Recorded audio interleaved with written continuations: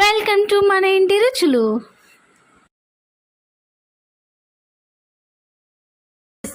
ఎలా చేసుకోవాలో ఈరోజు చూద్దాం. కావలసిన సామాన్లు: 4 గుడ్లు, 2 ఉల్లిపాయలు, 2 టమాటాలు, 5 పచ్చిమిర్చి, సాల్ట్ తగినంత, కారము, పసుపు, చికెన్ మసాలా పౌడర్, అల్లం వెల్లుల్లిపాయ పేస్టు, టేస్టింగ్ సాల్ట్, కొత్తిమీర, పుదీనా, కస్తూరి మెంతు. ముందుగా స్టవ్ వెలిగించి ప్యాన్ పెట్టుకొని వేడెక్కిన తర్వాత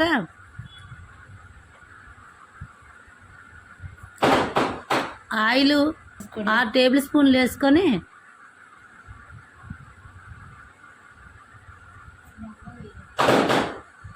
అది బాగా వేడెక్కాక ఉల్లిపాయలు వేసుకోవాలి. ముందుగా కట్ చేసిన ఉల్లిపాయలు వేసుకొని అవి బ్రౌన్ కలర్లోనే అలాగా ఏగనివ్వాలి.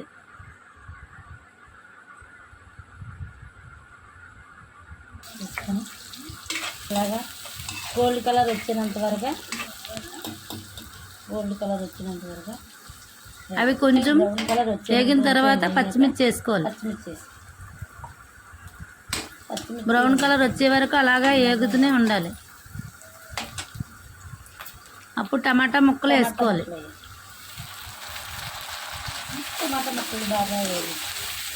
పచ్చివాసన అల్లం వెల్లుల్లిపాయ పేస్ట్ వేసుకోవాలి.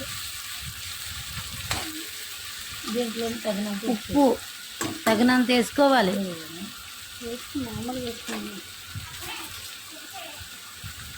సాల్ట్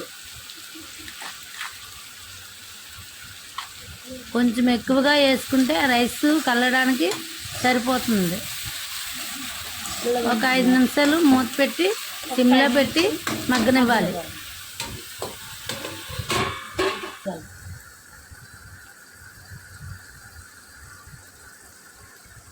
మగ్గాక చూసి దగ్గరికి అయిపోయింది. ఇప్పుడు బాగా మగ్గిన తర్వాత చిన్నది టేస్టింగ్ సాల్ట్ వేసుకోవాలి. కొంచెం కలిపి ఇప్పుడు గుడ్లు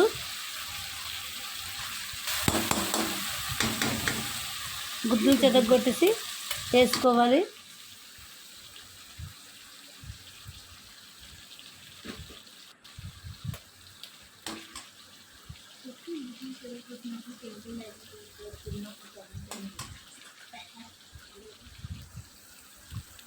ఒక 2 మినిట్ అలా కలుపుకున్నా అలాగా ఉంచాలి. ఎందుకంటే కదిపితే గుండెలాగా అయిపోద్ది. ఇప్పుడైతే ముక్కలుగా వస్తుంది అనేసి ఒక 2 మినిట్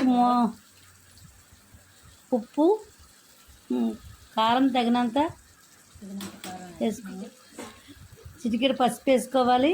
ఒక 5 మినిట్స్ ఇప్పుడు అలాగా చిన్నది కలిపి సిమ్లోని మూత పెట్టి ఉంచాలి. ఒకసారి ఇప్పుడు చూసి బాగా కలుపుకొని బాగా కలపాలి. అప్పుడు ముక్కలు కొట్టి చికెన్ మసాలా పౌడరు పైన చల్లాలి. చల్లి బాగా కలుపుకోవాలి. చిన్నది నెయ్యి వేసుకోవాలి. వేసుకున్న ఒకటే వేసుకోకపోయినా ఒకటే మన ఇష్టం. నెయ్యి వేసుకుంటే ఆ ఫ్లేవర్ వేరేగా ఉంటుంది కాబట్టి నెయ్యి వేసుకోవాలి. నెయ్యి వేసుకొని శుభ్రంగా మొత్తం కలుపుకొని రైస్ వేసుకోవాలి. రైస్ నేనైతే ముగ్గురికి వేస్తున్నాను. ముగ్గురికి సరిపడగా వేస్తున్నాను రైసు. బాగా కలుపుకొని చక్కగా మొత్తం అంతా కలిపి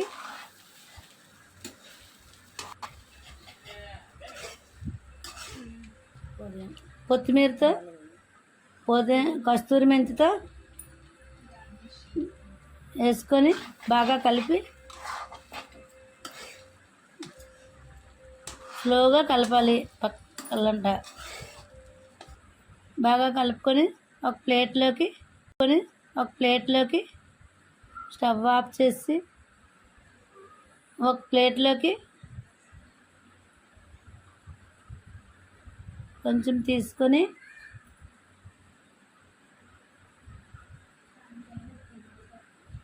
దానిపైన కరివేపాకు, ఆనియన్ ఇందాక వేసేసాం కాబట్టి కొత్తిమీర అవసరం లేదు. ఆనియన్ కరివేపాకు వేసి మన ఇంటి వంట. Egg rice ready. టేస్ట్ చూసి చెప్పండి మేడం.